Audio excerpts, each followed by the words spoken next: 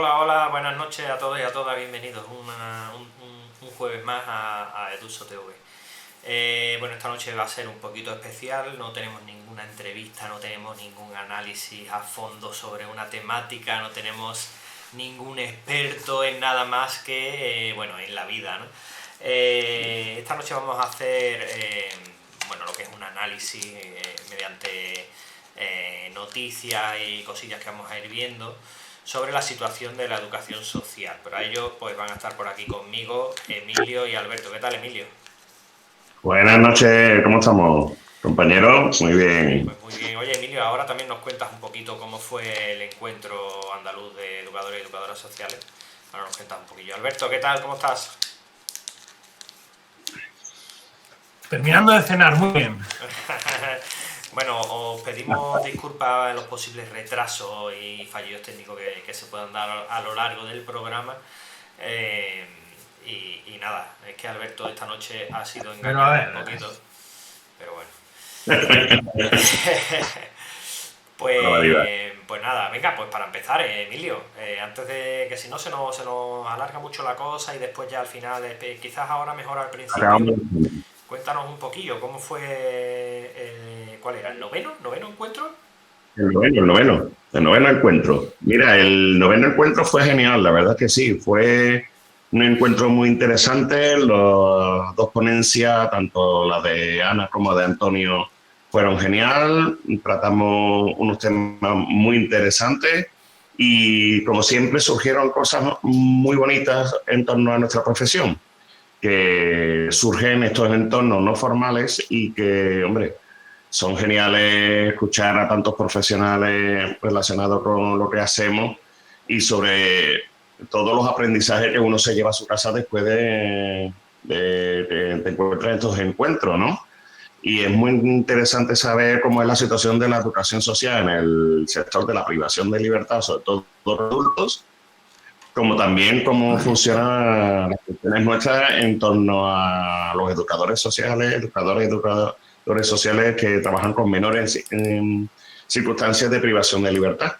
Y una de las cosas que creo que podríamos tratar sobre la situación de la educación social es, por ejemplo, cosas como elementos que surgieron en el encuentro, tales como que la figura del educador social no está representado en prisiones, ¿vale? Pero la única comunidad autónoma, quiero recordar que está representada es Cataluña, y ahora en el País Vasco se nos va a representar. Entonces, fijaros, de 17 comunidades autónomas y dos ciudades autónomas que hay en este país, solo se nos tiene representado en dos. Así que fijaros qué situación nos enteramos el otro día. Pero vamos, que fue genial. Bueno, pues guay, me alegro mucho, hombre. Fue chulo, se retransmitió por aquí a través de Duso TV. No recuerdo si me dijiste que hubo problemilla o se retransmitió bien. Bueno, quedó Sí, grabado. Genial, yo no lo he visto estuvo todavía, tengo que bastante verlo. bien. El tema es muy interesante, los expertos, pasa que es que las horas del día no nos dan para más, pero ahí queda, ahí queda. Ahí, creo que está subido a YouTube, si no me equivoco, así que quien le interese el tema, pues por ahí tiene nuestros vídeos. Si ponéis en el chat exclamación redes, por ahí hay un bot que os deja nuestras redes sociales, ¿vale? Para que lo sepáis. Si no, pues ahí ya las he dejado yo. Bueno, pues vamos a empezar un poquillo con el análisis. De vez en cuando iré cambiando la pantalla y os iré dejando a un ladito para mostrarle a la gente que nos está viendo el tema sobre el que estamos hablando, para que así puedan interactuar con nosotros, ¿vale? Vamos a empezar comentando un tuit de Rafa Dávila. Rafa Dávila es, para quien no lo conozca, bueno, un educador social, ¿no? Eh, trabaja, bueno, ahí lo pone él, Rafa Dávila, orientador educativo y educador social, trabaja en un cole, creo, y pues hace unos días, no recuerdo cuándo, hace unos días, hace 11 de abril, hace 2 días, puso un vídeo. Vamos a escucharlo, el vídeo son solo 2 minutos, hablando de lo que él llama la salud social, ¿vale? Vamos a escucharlo y por qué él cree que es tan importante que haya educadores sociales en los centros, en los colegios, ¿vale? Vamos a ver el vídeo, vamos a escucharlo y ahora lo comentamos. Hemos oído mucho hablar de salud mental, sobre todo últimamente, pero ¿has oído hablar de la salud social?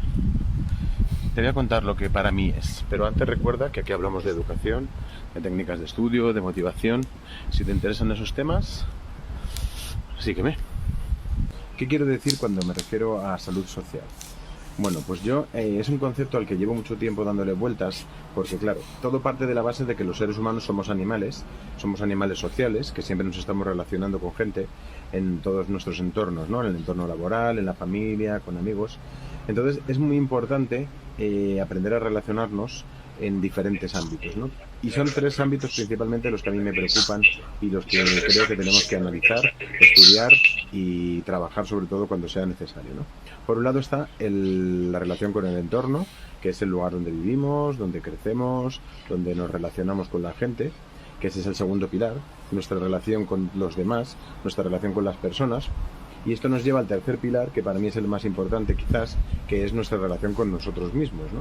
Fijaros lo importante que es esto, porque con estos 3 conceptos, la relación con el entorno, la relación con los demás y la relación con nosotros mismos, estamos hablando de cosas tan importantes como el medio ambiente, en el caso del entorno, por ejemplo, de las relaciones humanas, las habilidades sociales, la comunicación, en el caso de la relación con los demás, y luego el tercer pilar, que es el que os decía para mí más importante, es la relación con nosotros mismos, ¿no? Nuestro autoconcepto, nuestra autovaloración y, por supuesto, nuestra autoestima, ¿no? Cómo nos queremos, cuánto nos queremos, de qué manera lo hacemos. Creo que es algo que se olvida a veces y es, aparte de trabajar nuestra salud física, nuestra salud mental, trabajar nuestra salud social.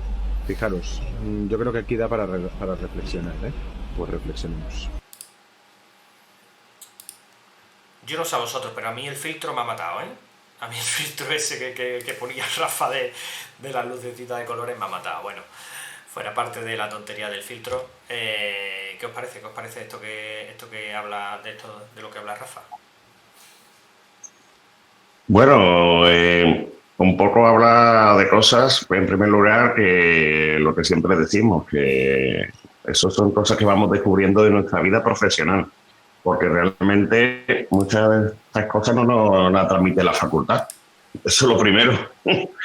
Y claro, y una de las cosas que estuvimos hablando, por ejemplo, en el 9º encuentro, es que hay determinadas cosas que seguimos aprendiendo en la calle, en nuestro día a día como profesionales, y no se nos enseña en la facultad porque, claro, surgió la cosa de que todavía no hay educadoras ni educadores sociales dando clases en las universidades. Hay algunos, sí, pero todavía faltan muchísimo. No sé, Alberto, se opina lo mismo.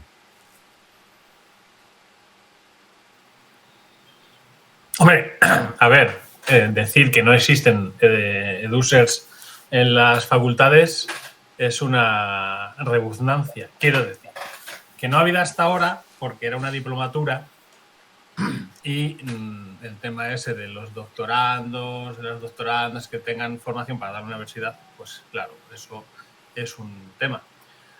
Pero bueno, centrándome en el vídeo, porque eso yo creo que deberíamos hablarlo después. Quiero decir que el tema de la salud en global, cuando hablamos de salud, yo creo que se debería englobar todo: salud mental, salud social, a todos los niveles.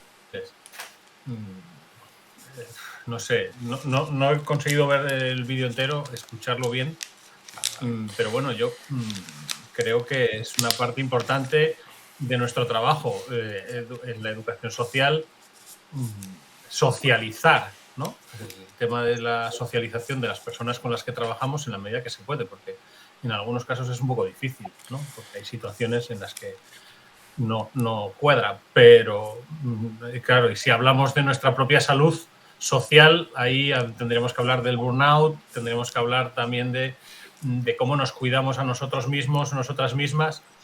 Yo estoy un poco quemado, un poco harto de estos mindfulness de las narices y del yoga y de esas cosas, como que vale para todo el mundo, como que es la panacea del cuidado personal.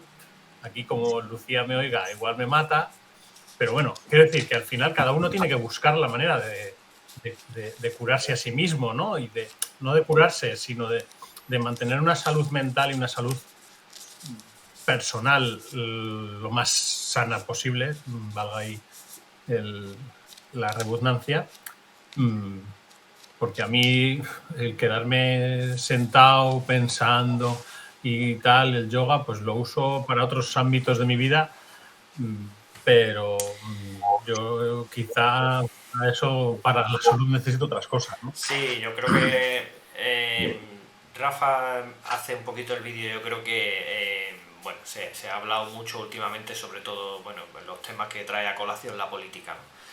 Se habla mucho de salud mental, pero se habla poco de salud social, aunque yo creo que está muy relacionado, ¿no? Porque si no tienes una salud mental medianamente estable y sana, pues no vas a tener de ninguna de las maneras una salud social sana también, ¿no? Pero bueno, Rafa da ahí la clave de 3 pilares para mantener bueno, pues tanto tu cuerpo, dice, como tu salud mental de una manera pues un poquito estable, ¿no? De una manera más sana, ¿no? Yo creo que da 3 claves y da tres pistas sobre cómo cuidarse y cómo cuidarnos y cómo mantener una salud mental. Oye, yo creo que es una buena forma de llegar a los nuevos educadores y educadoras sociales o a los estudiantes a través de estos vídeos cortitos en los que se dan una clave, y Rafa, hablando de la salud social en este tema, yo creo que trata un tema poco tratado, poco hablado y muy interesante, del que poco se estudia y poco se escribe y poco se habla. O sea, Bueno, pues comentar, hombre, que ya centrándonos en el tema, porque he iniciado desde otra perspectiva. El tema de la salud mental nuestra es fundamental a la hora de que darnos cuenta que de muchos de nosotros y nosotras estamos trabajando en recursos de atención directa, donde pasamos muchísimas horas. Tenemos mucha inestabilidad horaria, en el sentido de que un día estás de tarde y al día siguiente estás de noche, y biológicamente tienes que preparar tu cuerpo para eso, lo que te provoca un estrés, ¿vale? Eso, hay turnos que en ese sentido son bestiales, que a lo mejor te estás acostando un turno de tarde-noche a la 1 de la noche y al día siguiente tienes que hacer turno de noche, y eso es bestial. No existe un día intermedio en el que tú puedas readaptar tu cuerpo, y eso provoca bastante estrés, creo yo. Y después, a la hora de buscar un espacio, es muy complicado, porque date cuenta que muchas veces se mezcla muchísimos elementos familiares, elementos personales, y tienes que buscar estos espacios, pero es que no lo encontramos, ¿no? Tendríamos que buscarnos otra vida, la misma vez que la que tenemos, para poder desarrollar esos espacios de salud, porque es que hay momentos en el día, cuando estás sobre todo en mi caso estoy en un centro de protección de menores, donde es muy complicado encontrar esos espacios por el tema horario, y después eso se nota en el día a día, tanto a nivel familiar y demás. Y pienso que, hombre, que eso en los equipos técnicos o incluso en los equipos de trabajo deberíamos tener, también lo propuse en una reunión de equipo, deberíamos tener a alguien donde pudiésemos tener ese apoyo, ¿vale? Tuviésemos ese apoyo cuando ocurra un problema gordo y demás. Hombre, yo lo he propuesto, me pasa que me han dicho suénate los mocos. Entonces, que ha lanzado la propuesta, pero claro, en fin, que es una de las propuestas que lancé en mi propio equipo. Sí, Alberto. Ahí tenemos yo creo que hay dos grandes problemas. Por un lado están las entidades sociales que subcontratan, quiero decir, o sea, que están subcontratadas por los gobiernos municipales, regionales y estatales. Esas entidades sociales, por un lado, si son pequeñas de ámbito muy local, en la que no tienen los suficientes como trabajadores y trabajadoras para tener un comité de empresa, y ahí es una movida gorda para poder, uno, defender sus derechos laborales, porque eso es una parte importante de cada uno y cada una, defender sus derechos laborales, que haya alguien que defienda mis derechos laborales. Por otro lado, las entidades grandes, en las que eso se camufla de muchas maneras. yo reconozco que estoy en una entidad en la que hay estoy contento de esos niveles que tenemos comisión de empresa, comité de empresa, que negocia el convenio, que negocia los horarios, los sueldos, que sean acordes a las posibilidades también, porque si una cosa también es verdad es que las entidades sociales dependen de subvenciones, convenios y conciertos económicos con las respectivas financiaciones públicas. Las financiaciones privadas no llegan para pagar sueldos ni mucho menos, ¿no? Entonces ahí, pues hombre, podemos pedir otras cosas quizá, y esa es la gran pelea que los edusers deberíamos tener. Es el tema de las condiciones laborales decentes, dignas, para desarrollar nuestro trabajo.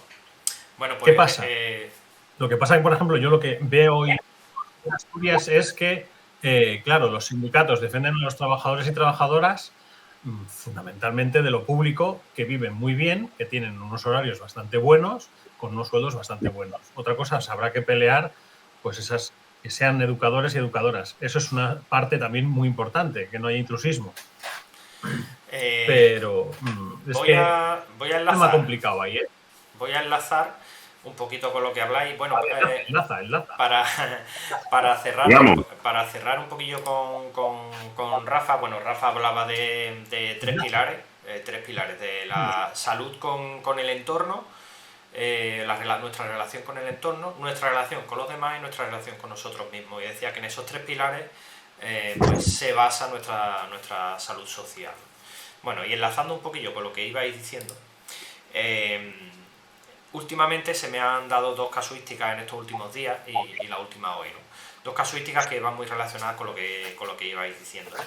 La primera es que Comisiones Obreras, el sindicato de Comisiones Obreras en Huelva, bueno, a través del sindicato de Comisiones Obreras en Huelva, una trabajadora de un centro de menores, que no sé ahora mismo cuál es la asociación en la que trabaja, bueno, pues se metieron en disputa entre la trabajadora y que es la delegada sindical de la empresa y la asociación, ¿vale? Porque le pedían a la trabajadora de alguna manera u otra que tenía que cocinar, ¿no? Y total, esta trabajadora, que ya lleva muchos años en la empresa y que es la delegada sindical y que es también la responsable del área social en el sindicato en Huelva, pues ella decidió con sus dos ovarios pues decirle a la empresa: mira, yo no voy a cocinar, ¿vale? Porque no está dentro de mis funciones y tal cual. Total, han llegado a juicio, Comisiones Obreras ha ganado el juicio y ahora pues esta trabajadora no tiene que cocinar, reconocido por un juez, ¿no? Sí es verdad que no está dentro de nuestras funciones, pero es algo que puede sobreentenderse, bueno, pues porque tú haces a la vez de padre, evidentemente pues dentro de tus funciones no está, yo qué sé, limpiar un vómito, si un niño te vomita, pero si, oye, pues si pasa, pues no vas a dejar el vómito en el suelo hasta que llegue, si te pasa un sábado, pues no vas a dejar el vómito en el suelo hasta que llegue el lunes la limpiadora, ¿no? Entonces, ¿hasta qué punto, oye, pues si falta una comida un día, la tienes que hacer, no la tienes que hacer, los niños se van a quedar sin comer, si hay poca comida no les vas a hacer algo más? Bueno, es una línea muy, muy fina que no sabe uno muy bien dónde. Yo me imagino que el juicio iría más porque, yo qué sé, porque la cocinera iría a lo mejor 3 días en semana, o no haría las cenas y le tocaría a ella hacer las cenas, no lo sé, no me imagino que será algo de eso, porque si no, no tiene sentido, ¿no? Porque hasta qué punto tú, si un día tienes que hacer unas patatas fritas, no las vas a hacer, porque unas patatas fritas recalentadas, pues ricas tampoco es que estén, ¿no? Este es el primer caso que se dio, que traigo a colación, y el segundo es un caso que se ha dado en un grupo de una red social, ¿no? Donde una compañera recién titulada comentaba que en el centro de menores en el que había empezado a trabajar había muchos bebés, un centro de acogida inmediata, un centro de primera acogida, digamos, ¿no? Había muchos bebés y que ella se había visto sobrepasada porque el trabajo era una locura, ¿no? Cuidado de los bebés y de hacerlo todo a los bebés y tal. Y que no sabía qué hacer y que había terminado dejando el trabajo, ¿no? Porque no se sentía real, porque ella era en el trabajo era una cuidadora haciendo bibis y haciendo cosas y no se sentía educadora, ¿no? No le había gustado como primera experiencia y había terminado pues dejando el trabajo. ¿Hasta qué punto tú en un centro como ese, con esas circunstancias y con esa, bueno, pues sí, con esas circunstancias, hasta qué punto un educador social se convierte en un, bueno, pues en asistente, ¿no? En vez de hacer educación haces asistencia inmediata, ¿no? Comentadme, ¿qué os parece los casos? ¿Hasta dónde podemos luchar? ¿Hasta dónde...? En fin, Emilio. Bueno, yo creo que estamos con lo de Huelva, se crea una jurisprudencia ahí bastante interesante, porque el tema de la comida siempre ha sido un problema en todos los hogares en los que he estado, ¿vale? El tema de la comida siempre ha sido un problema, incluso el de la limpieza, el tema de plancha, y el que hay ocasiones en el que te ves como un asistente, como tú estás diciendo, César, te ves plenamente que incluso tienes que hacer funciones más de supervisión del hogar o de limpieza o de arreglos o de organización antes de labores educativas, ¿vale? Y muchas veces te quita muchísimo tiempo a la hora de intervenir con los chicos, sobre todo en recursos donde a lo mejor no estás tú solo. Puede pasar alguna vez, estás tú solo y tienes que gestionar ese fin de semana, porque estás de fin de semana, tienes que gestionar todo, desde que las camas, la limpieza de los chicos, después la comida, todo. Entonces, claro, volvemos a lo mismo. Claro, también se une que estamos en un sector muy precario y que sí, a veces tú pero no yo sabes creo... si pedir, o sea, hasta dónde tirar de la empresa, hasta dónde la empresa tiene responsabilidad o hasta dónde la empresa no tiene más dinero verdaderamente, si lo tiene, en fin, es complicado. Pero yo creo ahí que lo que habría que hacer es sentarse y en la base de la licitación, ¿vale? Porque, por ejemplo, si tú un fin de semana, que se supone que encima te piden que saques a los chavales por ahí de excursión, y es que no te da tiempo, solo con la limpieza, cambiado de sábana, las lavadoras, todo, no te da tiempo. Por ejemplo, aquí menos mal que las sábanas tú las tiendes en un momento y se secan rápido. Pero es que después dices tú, ¿a dónde me voy yo ahora? Si a lo mejor lo guay es que los chicos salgan después de todas las semanas del instituto, del colegio, de sus extraescolares, con todo el estrés de los deberes, que salgan, que disfruten. Entonces lo que realmente disfrutan, por ejemplo, son los chicos que tienen una autonomía, pero los que no tienen autonomía no disfrutan nada y entonces pues le tienes que poner televisión, películas, juegos y entonces pues claro, ellos también requieren salida y entonces esa labor no la podemos hacer por falta de tiempo. Entonces lo que iba a comentar es que yo creo que deberíamos en las licitaciones especificar aún más alguna serie de funciones para que podamos desarrollar mejor nuestra labor educativa, que la licitación estuviera más perfilada a nuestras funciones y que se luche por eso, porque es que hay momentos del día que es que si no cuentas con un educador de apoyo o el que sea 4 horas durante ese periodo, no consigues hacer eso y después entre semanas, entre las extraescolares y todas las rutinas diarias, pues se te va todo el día, no puedes hacer una tutoría, no puedes hacer informes, si tienes que escribir algo te tienes que esperar 3 días hasta que vienes el turno de noche y ya te puedes sentar en el ordenador, en fin, que hay que... habría que darle...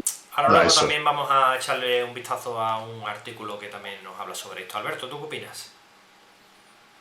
A ver, yo creo que ahí hay dos cosas. Bueno, antes de que, por si te da una idea, antes de que sigas, por el chat nos dice África, gracias África por participar, dice, estoy muy de acuerdo con vosotros, pero también creo que esas labores de limpieza, tiempos y orden en las comidas tienen potencial socioeducativo importante para los menores. Sí, evidentemente habría que diferenciar entre, por ejemplo, el caso que he dicho de los bebés, ¿no? donde verdaderamente te conviertes en un mero cuidador, al caso de aprovechar las funciones de la casa, pues para enseñar a, pues yo que sé, por ejemplo, ¿no? A chavales de 16 años que se van a independizar en un par de años, pues para enseñarles a hacer todas las labores del hogar y tal, ¿no? Evidentemente son momentos diferentes, ¿no? Pero hasta qué punto nuestras circunstancias nos impiden, o nuestras tareas diarias nos impiden, o estamos tan quemados de realizar todas esas tareas con tantos niños que no les vemos ese potencial socioeducativo a todo lo que hacemos, o no aprovechamos todo eso. Perdona, Alberto, que te haya cortado. Dale caña. No, iba a ir por ese lado yo. O sea, que todo tiene un potencial socioeducativo. Quiero decir, yo con menores no trabajo. No he trabajado nunca, entonces no puedo opinar ahí a esos niveles del trabajo, sino más de lo que os he oído a vosotros y a otras personas que trabajan en centros de menores, en pisos y hogares. Sí que es verdad que, por un lado, está lo que dice Emilio de las licitaciones, pero también es un poco tener claro cuando se negocias o estás con las personas responsables de la entidad en la que estás, delimitar bien las funciones de cada persona, de cada personal, del personal. Hay cosas que es verdad. Pues cuando estás con... Claro, yo digo, estás en un centro, solo son bebés. No sé qué labor socioeducativa vas a poder tener con bebés. Yo creo que ninguna, pero bueno, yo qué sé.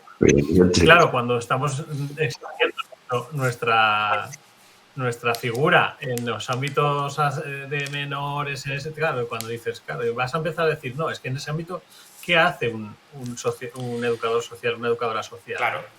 A ver, no lo sé. Yo, también es verdad que... es que ahí es difícil. Entonces, luego, por ejemplo, el tema de cocinar, dejar de cocinar, hacer...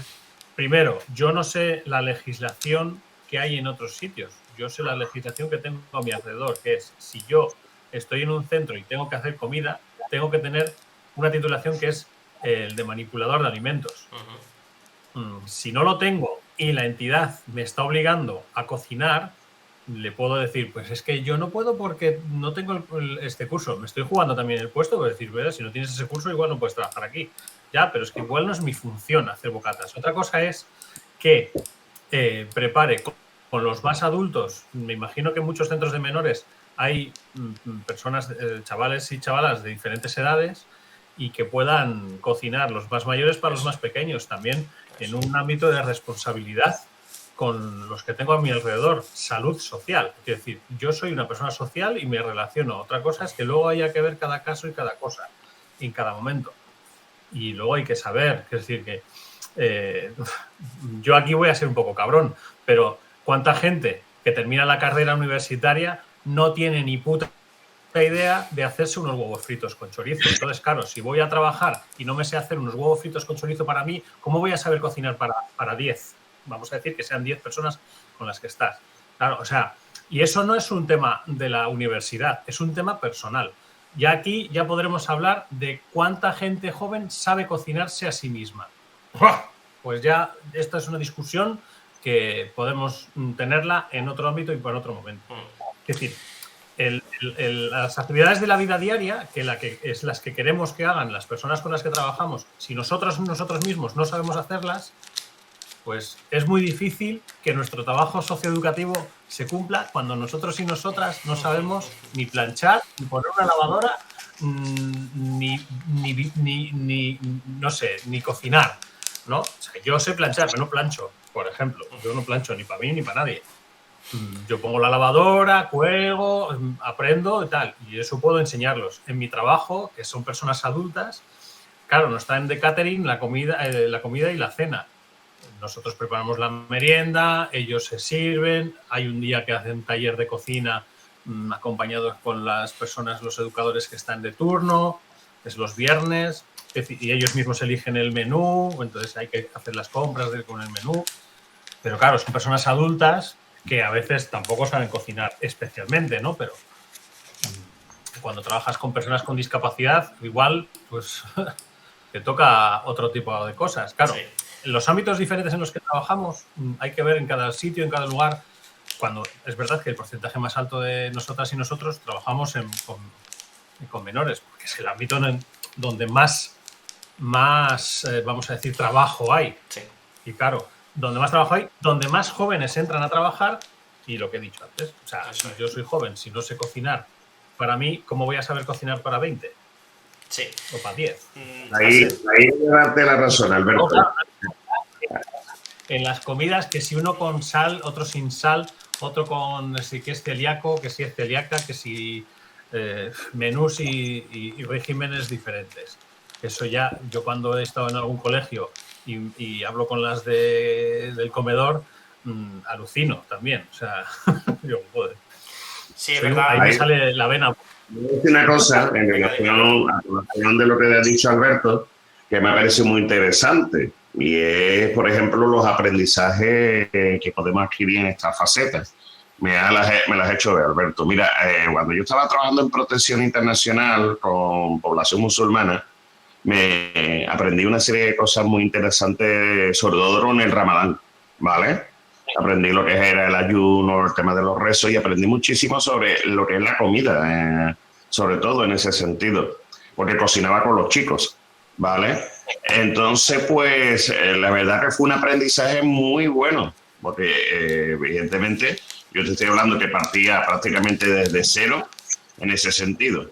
Y el conocer lo que es la cultura musulmana, la realización del Ramadán, el ayuno y todo, fue para mí impresionante. Fue una experiencia bastante enriquecedora, y claro que ahora esos aprendizajes que adquirí con estos chicos me vinieron muy bien, porque ahora si vuelvo a tener chavales con origen musulmán, Claro. puedo desarrollar mejor mis funciones como educador social, porque tengo ese aprendizaje. Claro, y la verdad sí. que es muy interesante en ese sentido, y ahí tienes muchísima razón, Alberto. Sí, eso dice África también por el chat, que, bueno, en fin, que se pueden dar roces y pueden ser momentos muy aprovechables socioeducativamente hablando, ¿no? Bueno, gracias Fran Demo por seguirnos y por aparecer por aquí. Sí, es verdad que yo, por ejemplo, en el centro en el que estoy ahora, llevo unos meses haciendo turnos de noche, ¿vale? Porque por circunstancias me viene bien. Y estoy en la hora de las cenas y hay varias chavalas de 16 años y yo no cocino. Yo intento no cocinar nunca. Si la cena no está hecha, la cena la hacen las mayores siempre, con mi supervisión y mi ayuda, pero la hacen ellas. Sobre todo porque son chicas que, pues, o sea, dadas las circunstancias que son chicas, ¿no? Que tienen que ir cogiendo una soltura en cuanto a bueno, pues ya tienen su móvil, tienen sus horarios de salida y ya tienen que aprender a ponerse sus lavadoras, aprender a cocinar, en fin, etcétera, etcétera, ¿no? Tanto si son chicas como si son chicos, evidentemente, ¿no?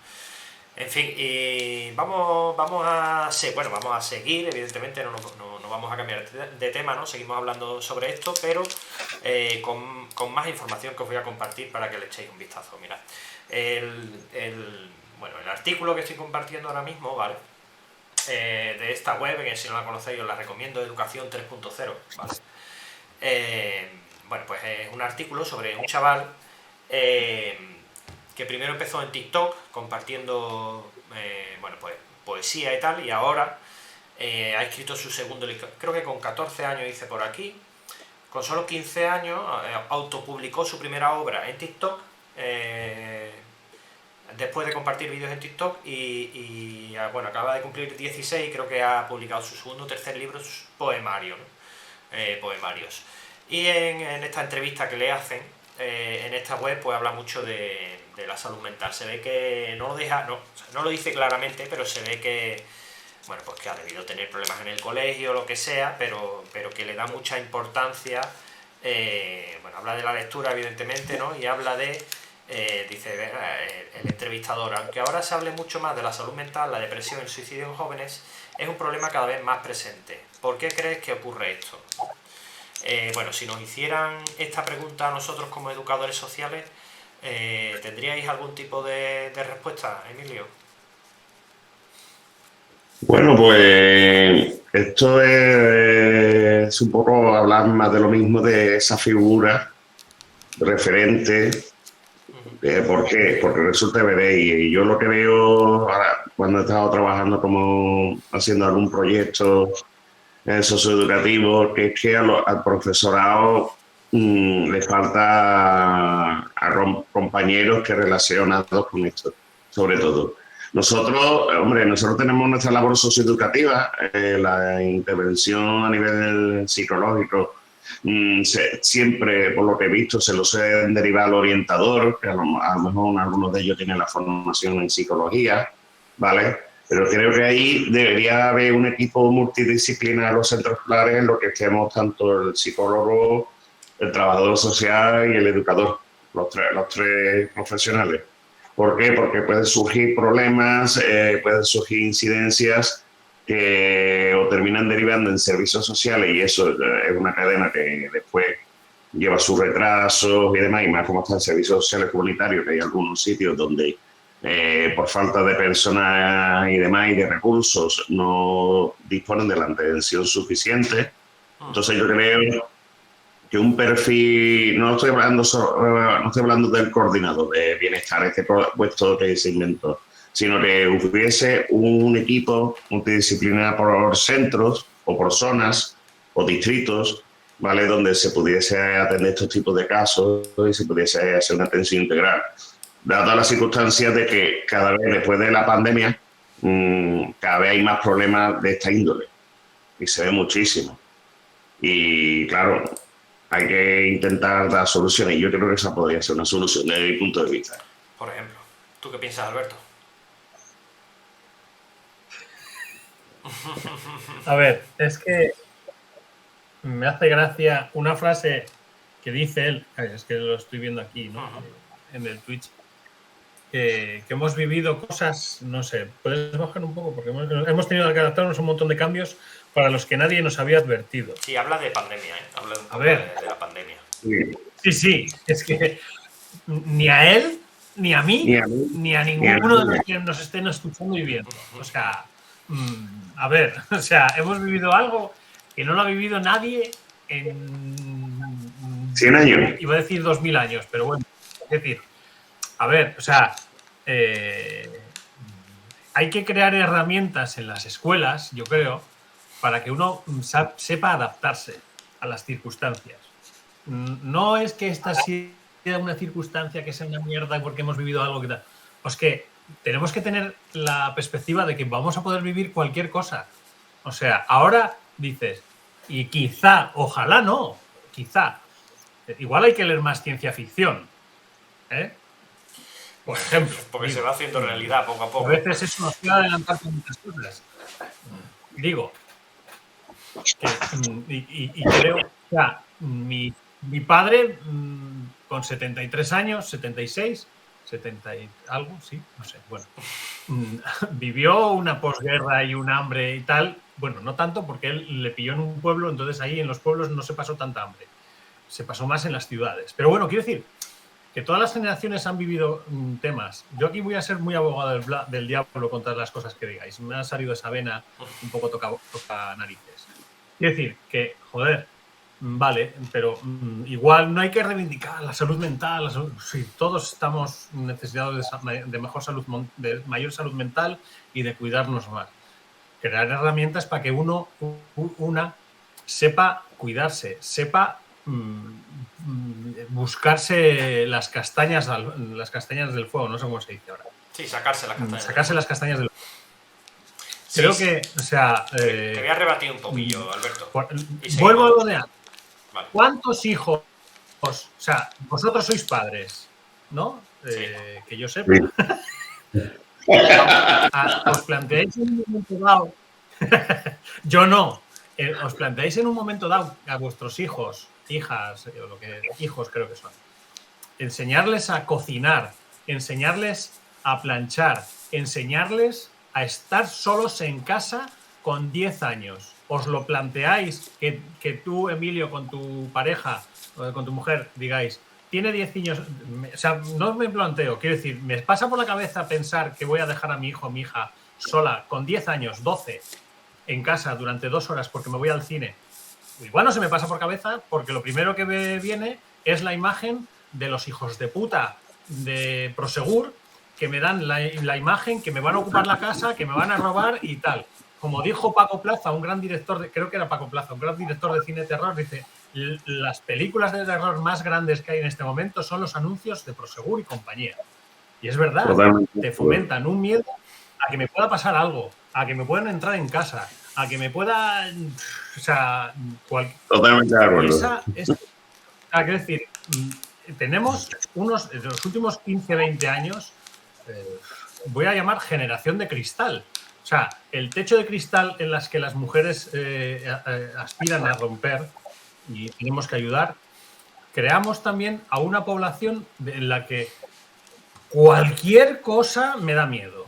Sí, y me lo fomenta la televisión. Me lo fomenta te rebato un poco, Alberto. Mi alrededor. Te rebato un poco, ¿vale? Para seguir. Tienes razón, ¿eh? Es por tocar un poco los huevos. Eso. Tienes Sí, razón. o sea, estamos en el debate, coño. No niego que sea verdad lo que estás diciendo, pero también es verdad, bueno, que hoy en día, bueno, pues como siempre, por ejemplo, un ejemplo muy claro, ¿vale? La curva de la entrada a las relaciones sexuales en los menores, de la edad en la que los menores entran a tener su primera relación sexual, hace 20, 30 años era, pues, no me lo sé, no ponte, 17, 18 años, y hoy en día es, pues, 14, creo que estaba en 14, ¿no? No sé si los niños y las niñas una edad diferente, es decir, que los niños hoy en día, con el acceso a la información que hay... Claro. Espérate.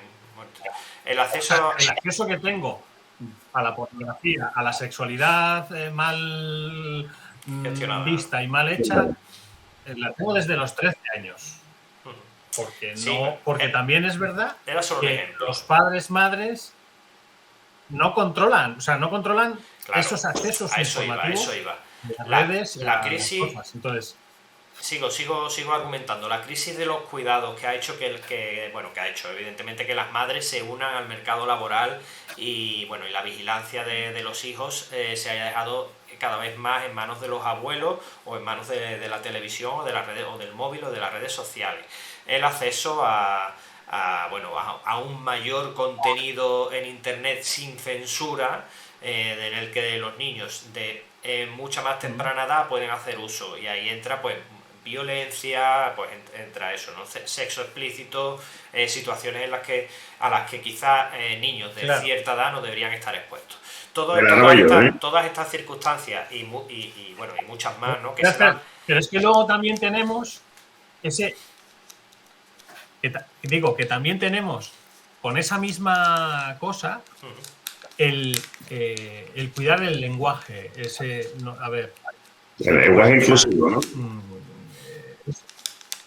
No lenguaje inclusivo. A ver, ¿por qué tengo que cojones cambiar los libros de Agatha Christie para no ser dolorosos para los niños? ¿Por qué tengo que hacer eso? No me jodas. Los peores son la izquierda, esta retrógrada, que parece más meapilas que los abogados cristianos me la cogen con las manos. Que sí, que ese es otro debate. No iba a eso. Mira, esto es muy sencillo. Mira, voy a yo al grano también. Mira, esto es muy sencillo. Vamos a ver.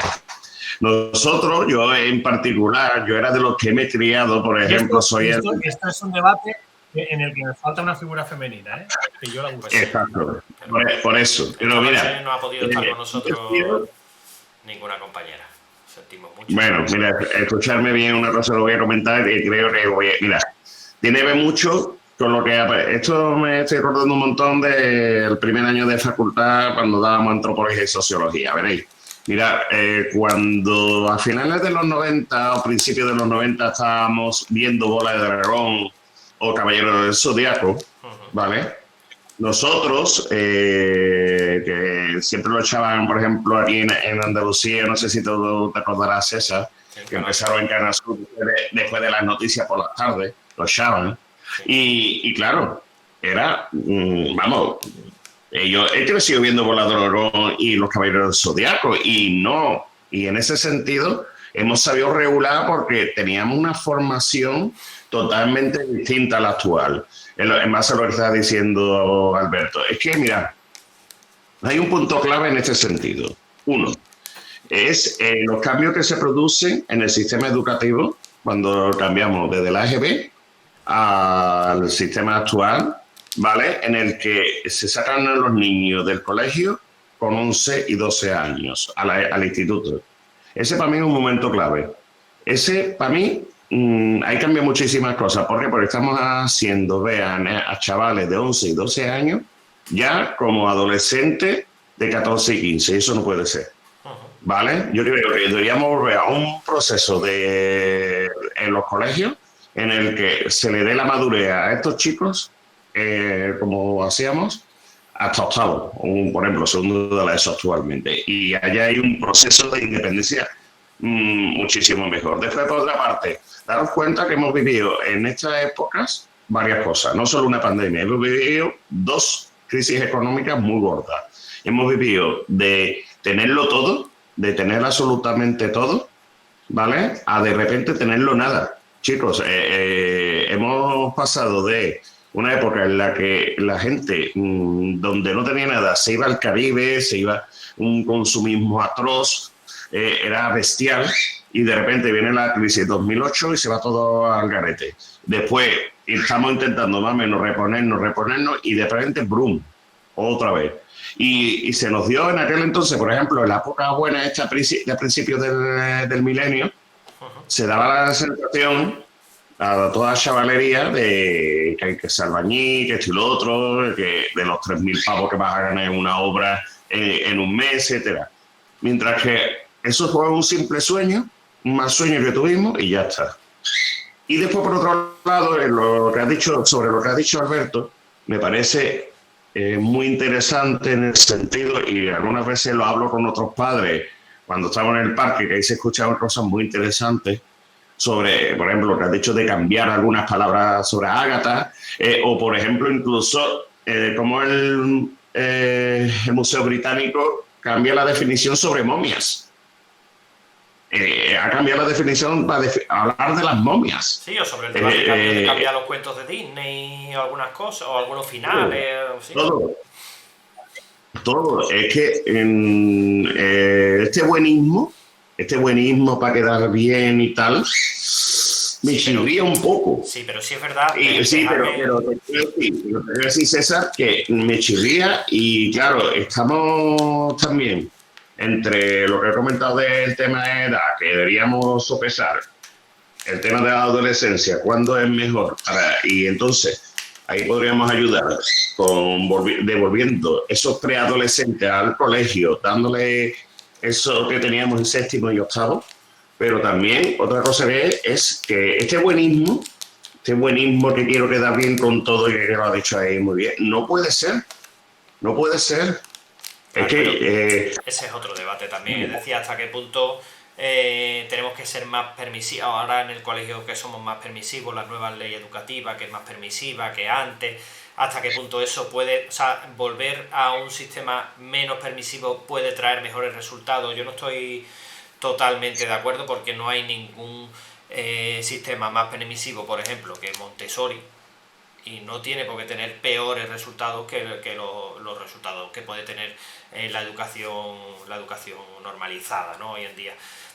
Pero a lo que yo iba con mi argumentación, y que os pongo otro ejemplo, por ejemplo, la mayoría de los menores con medidas judiciales que entran hoy en día en los centros de menores, digamos, pues eso, con delitos, ¿no? La mayoría de los menores hoy en día entran por violencia filoparental, ¿vale? Antiguamente no entraban por eso, antiguamente os estoy hablando de hace 10, 15 años no más, entraban por otros delitos, véase, pues yo que sé, desacato a la autoridad, destrozo de bienes públicos, es decir, cargar una papelera, cualquier cosa así, yo que sé, o han quemado un contenedor, o han hecho algo en el instituto, ¿vale? Es decir, las casuísticas están cambiando, y están cambiando de tal manera, no solo las casuísticas de los menores, sino también las casuísticas familiares. Cada vez hay más familiares solo con un referente paterno o materno. Son muchas circunstancias que están cambiando, que están haciendo, no solo eso, ¿no? También, pues como habéis hablado de la pandemia, de las crisis, evidentemente. El mercado laboral está cambiando, y los menores cada vez tienen unas perspectivas de empleo juvenil que son pues menos optimistas, ¿no? Eso también hace que un menor esté más desmotivado a la hora de ir a un instituto, ¿no? Todo esto que he comentado ahora y antes, ¿no?, hace que, bueno, pues que esté habiendo, bueno, creo yo, todo esto es mi opinión, evidentemente, que esté habiendo o que se estén dando conatos de violencia o de que los menores, cada vez con menor edad, están más espabilados, por decirlo de alguna manera, o se ven más libres de hacer ciertas cosas porque tienen menos supervisión de sus padres, por las circunstancias que hemos dicho antes, ¿no?, de la crisis de los cuidados, y todo esto está haciendo que los menores que son más indefensos, como puede ser el caso de este chaval que ha escrito su segundo poemario, pues se estén dando cada vez más circunstancias en estos centros escolares de menores que si no encuentran en algún profesor, algún tutor, un referente, pues pueden ver dañada gravemente, pues como dice aquí en la siguiente pregunta, pues su inteligencia emocional, ¿no?, por decirlo de alguna manera, que también he pinchado encima del artículo, y en esta misma página web nos lleva a 25 cortometrajes para trabajar la inteligencia emocional, que pueden ser muy interesantes. ¿Y qué pasa? Viniendo hoy, ya para terminar mi argumentación, ¿vale? Viniendo hoy este mediodía de recoger a mi hijo en la radio, he escuchado una entrevista en la SER, y entrevistaban justo a un educador social que trabajaba, a ver si lo pongo en pie, que trabajaba, ¿dónde era? Ay, ahora se me está yendo, lo tenía en la punta de la lengua, se me está yendo. Bueno, el caso, este educador lo que decía era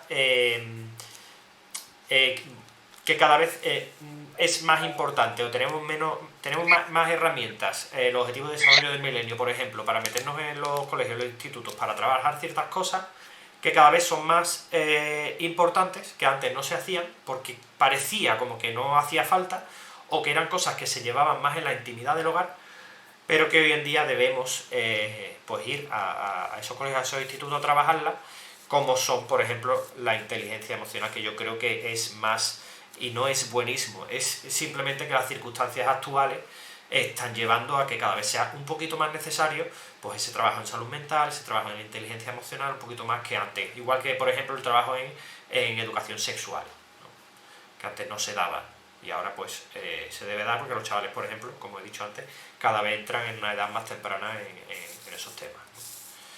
Uf, qué denso me he hecho, ¿verdad? No está mal.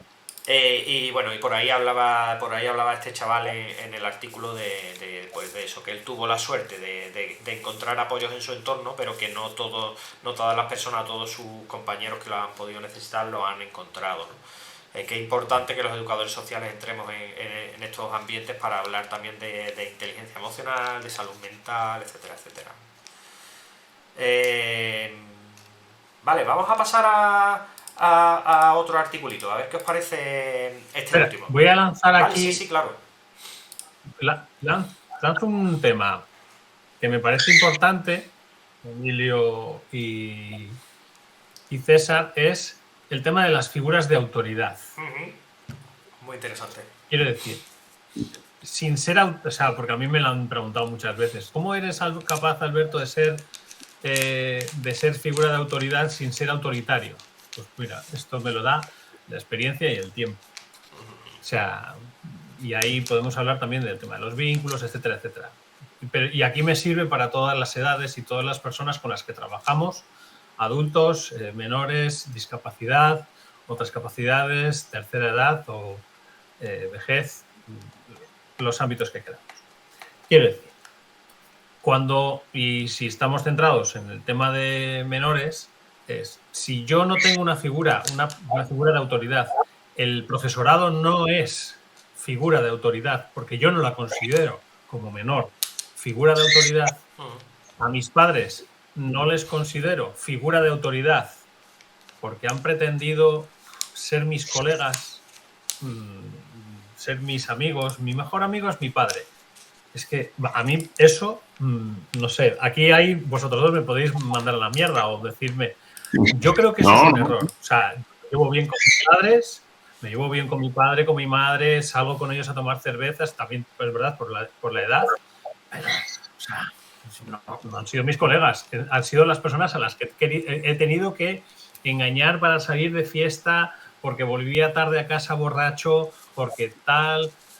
O sea, yo creo que es que es un tema complicado, ¿eh? Es decir, que si el profesorado, si ya en casa no existe la figura de autoridad, si estoy en un centro cerrado de menores, la persona con la que trabaja allí conmigo no es figura de autoridad para mí, porque es una persona que entra y sale, son personas, vamos a decir plural, son personas que entran y salen como quien entra y sale y ficha. Claro, o sea, luego en el colegio, en el instituto, no tienen esa figura de autoridad que yo creo que fue, no sé qué gobierno, si fue Zapatero, Rajoy, quien sea, me da igual, que quiso poner un poco a esos niveles, darles una autoridad legal que no la tienen, porque ha pasado de que lo que diga el profesor va a misa. Cuando yo llegaba con una nota a casa de mis profesoras y profesores, vamos, yo ya sabía lo que me pasaba. Ahora, claro, con esta defensa del niño que bla, bla, bla, bla, bla, bla, al final el profesorado, claro, no busca conflictos por no tener problemas. Entonces, no sé, bueno, que podríamos también hablar largo y tendido sobre ese tema de la autoridad, que no autoritarismo, que eso también forma parte también, quiero decir, también de trasfondo vocacional. Si yo estoy vocacionado por trabajar con las personas con las que trabajo, me haré ganar la autoridad sin autoritarismo. Si no tengo vocación, y aquí estoy hablando más del profesorado, no todo el profesorado, ni todo el mundo de la educación social es vocacional. Igual sí, o igual más. Y eso es la pescadilla que se muerde la cola porque tenemos otros problemas añadidos que no hemos dicho al principio. Bueno, hasta ahí. Seguid vosotros. Pues mira, dejo eso. Quiero decir que es un tema que me preocupa, ¿eh? Porque al final, claro, si tú llegas al centro, tú Emilio, tú César, que estáis, y no eres autoridad, vamos. Sí, es el gran dilema. A mí me pasa mi trabajo, que trabajo con personas adultas. Ya saben, las personas con las que trabajo, que si digo no, es no. O sea, oye, ¿me das un cigarro? No, ya se acabó, no te queda ninguno, hasta mañana nada. Oye, habrá que analizar también las situaciones de cada momento, la necesidad de cada momento y a las personas. Pero vamos, o sea, saber decir que no. Otro tema a trabajar. Sí, esto sí que creo que en las universidades deberían enseñarnos no cómo ser autoridad, o sea, sí cómo ser sin autoritarismo y cómo gestionar ese tipo de cosas. Sí, el respeto. El respeto y porque o sea, es la clave, es la gran herramienta que necesita todo educador social que entre nuevo en un centro de menores. Saber cómo ganarse el respeto de las personas con las que va a trabajar, sin manteniendo el equilibrio entre autoridad, creación de vínculos, etcétera, etcétera, ¿no? Es la clave, ahí las das. Os comento otro artículo, ¿vale? Vamos a comentar un par de artículos más, que llevamos una hora. Bueno, o lo podemos ir dejando. ¿A Elenacho la puedo conocer? No lo sé. ¿Sabré quién es? Elenacho, ¿quién eres? ¿Te conocemos? Me suena mucho. Bueno, sigue, perdona. Sí, mira, dice que sí. Oye, pues preséntate, Elena, ¿qué tal? Encantado. Que creo que sé quién es, la voy a buscar por el Facebook. Vale. Ah, es Aikar. Vale. Ah, eso, ahora, esa es la que pensaba. Ah, mira. Nada, pues acabo de ver que llevamos una hora, lo vamos a dejar aquí. Me guardo los dos articulitos que tenía para el siguiente programa. ¿A la hora? Se nos ha pasado la hora, chiquillo. Se nos ha pasado una horita. Nada, pues situación de la educación social. Nos quedaría mucho por hablar, muchísimo. Hemos hablado de centros de menores, hemos hablado de educación emocional, de salud mental un poquito. Bueno, podríamos estar hablando muchísimo más de otros temas, ¿no? Bueno, hemos estado hablando un poquito pues, de sindicalismo. Aquí tengo puesta la camiseta del Colegio Profesional de Educadores y Educadoras Sociales de Andalucía, que este sábado, dentro de un par de días, tenemos la Asamblea General, ¿no? Animo a todos esos educadores y educadoras sociales que nos estén viendo de Andalucía a que se animen a venir, que todo importa para hacer profesión, ¿no? Para crear equipo, crear conjunto y hacer profesión, ¿no?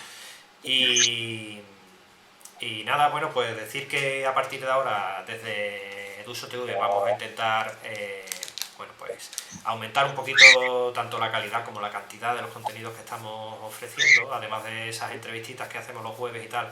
Vamos a intentar hacer algunos programas de análisis, a lo mejor cada 2 semanas, los martes. Sí, Alberto, ahora te doy paso, no te preocupes. Los martes y tal, para, bueno, pues para eso, para analizar un poquito la situación de la educación social en nuestro país, pues analizando artículos, analizando casuísticas que se vayan dando en esos grupos de Facebook, en esos grupos de Telegram en los que estamos, bueno, pues esos anuncios que se van lanzando desde los colegios oficiales, analizarlo todo un poquito y que Eduso TV sea ese sitio de referencia al que podáis venir si queréis manteneros un poquito informados a través de, bueno, pues de esto, de un poquito más de vídeo, un poquito más de diálogo, de conversación para todos estos casos, ¿no?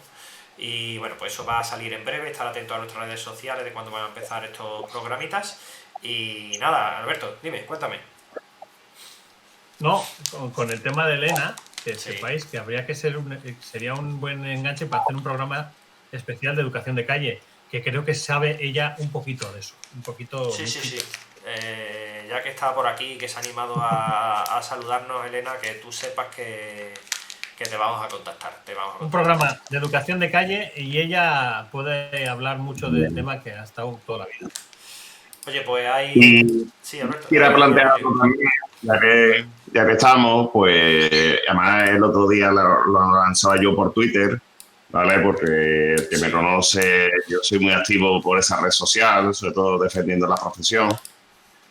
Sobre todo cuando salen injusticias tales como estas plazas que han salido últimas en Madrid, que no van a pedir titulación como educadores sociales. Entonces la cosa es que lo ideal sería, igual que creamos el color naranja para defender lo que es los servicios sociales y se creó para ello, pues entonces crear nuestro propio color, ¿vale? Porque una de las cosas que me encanta de las mareas blancas, mira, el amarillo no está mal, sí, el amarillo es un buen color. Por ahí hay una marea turquesa también, ¿eh?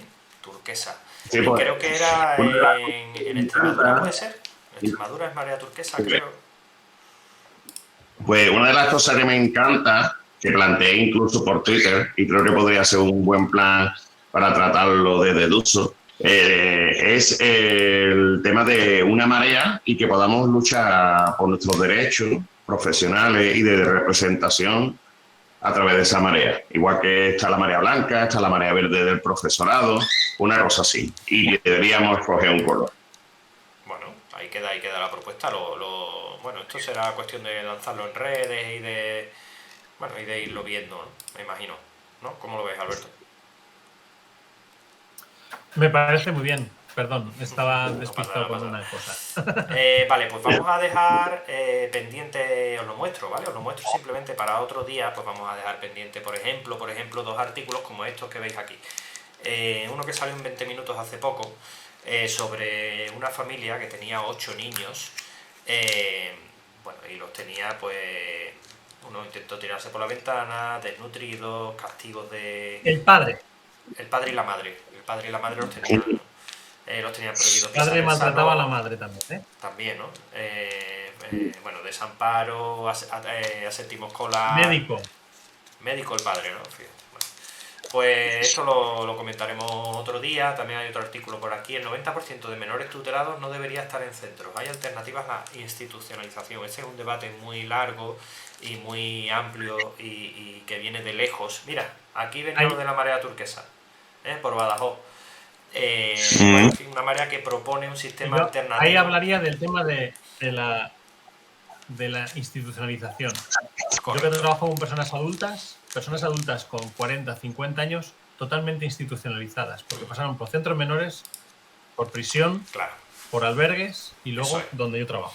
Es decir, que podría ser un debate muy interesante solo hablar del tema de las personas institucionalizadas, cómo trabajar con personas institucionalizadas en edades adultas. Pues imagínate luego ya una residencia con 65 años y no has tenido casi una casa propia ni en alquiler en tu vida. Pues ahí queda. Otro día